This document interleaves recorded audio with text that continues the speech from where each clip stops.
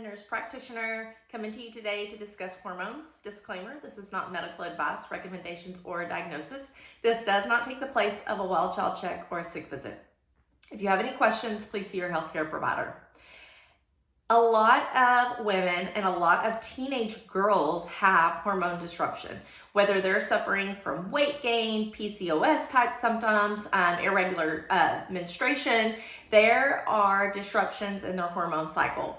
And there are some things some tips that I can give you to try to help combat this and keep it in check, hopefully for you. I will say downstream effect, many of these problems, especially for middle-aged women, come from some type of contraceptive. This is a huge hormone disruptor, and although needed at times and used for many different reasons, it can cause havoc or wreak havoc on your natural hormone production.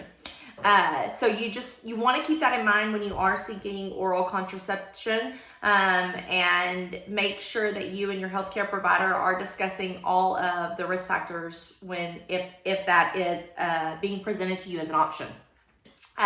Some of the things that you can do though, and that you need to keep in mind to make sure that your hormones are regulated, to try and help all the things that come from disruption of hormones. We're going to talk about adequate sleep. I talk about this all the time. It is imperative that you are getting 8 to 10 hours of sleep. And I know that sounds like a lot. And many of my patients or my parents will say they don't require that much. But the truth is your body needs it. There is a reason we have sleep. There is a reason that our sleep schedules should be from 9 to 6 and things like that. And it's really to give your body rest. You need that time that there's different hormones that are produced during sleep. There's different things that happen during your sleep. And so you need to make sure that you are getting into one of those good deep sleeps.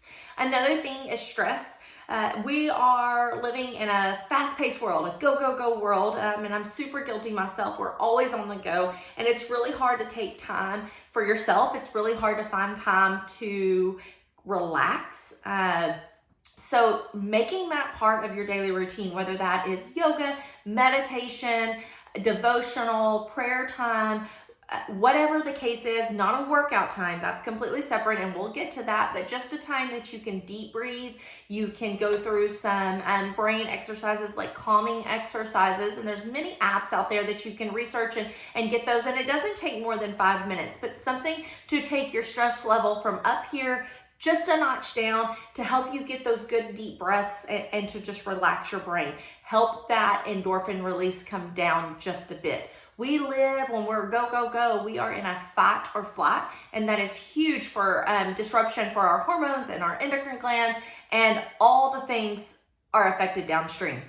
So we have adequate sleep. We're going to manage our stress. Something that's huge for women, and it's a really hard concept to grasp.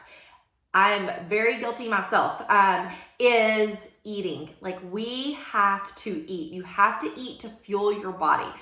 So you need several small meals throughout the day. Now, I did not say go eat a handful of Cheez-Its many times a day and then a handful of gummy bears. That's not nutrition, but you need nutrition, small, frequent meals throughout the day. So you need a good breakfast that's consistent of carbs and protein and fat.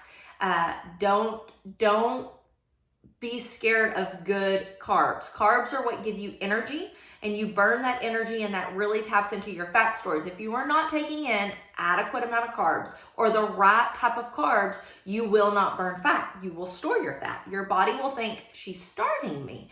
I have to hold on to everything. Intermittent fasting is really good at certain points. But if you are getting all of your macros and you're getting enough nutrients in your eating interval. If you're not, then intermittent fasting may not be for you, and it may not be something that you're able to do long term. You've got to make sure that you're getting enough protein, enough good healthy carbs, and good healthy fats.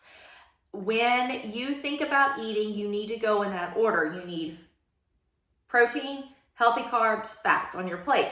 And that's how you should think about when you're planning your meals, or when you are consuming your meals, you need to think about it in that order. When I talk to especially teenage women who are like creeping up on PCOS type symptoms, when I talk to them about nutrition, most of them eat one huge meal a day and then maybe a few snacks and then that's it. And they're not going to bed on time. And so those are just like butting heads with your system, and your hormones are all out of whack. And so what I tell them is you want to try to keep your insulin level as level as possible. So you eat and your insulin spikes, and then it slowly starts to drop. And when you eat again, it spikes and slowly starts to drop. So a nice hill of insulin, hill graph is better than these big peaks and big mountain type graphs. So just keep that in mind when you're planning your meal times as well. So we want to sleep, we want to de-stress, we want to eat good food several times a day, and we also want to weight train. Now, I'm not saying you've got to be, you have to be a bodybuilder. I'm not saying you have to lift the most at the gym, but what I'm saying is you need to do weights over cardio if you feel your hormones are not in check. Again, guilty. I have been on this road to hormone recovery probably for a year now, and it has taken me a solid year to feel really good. Like, for everything to be regulated and to feel good 30 days out of the month. And for the women who are struggling, you know what I'm talking about. So weight training.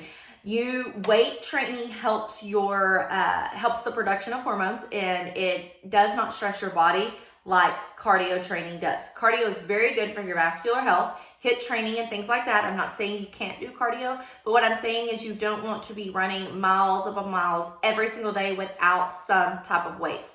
There are marathon runners, and I guarantee you, if you really talk to them, they do some kind of weight training. Your hormones need that type of resistant training.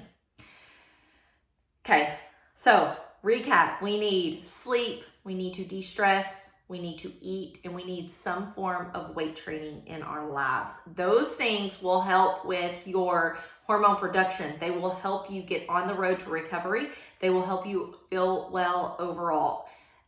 I hope y'all learned something. And if you have any questions or you need to talk to me in depth further, you're more than welcome to reach back out, or your healthcare provider can provide you with great information on this.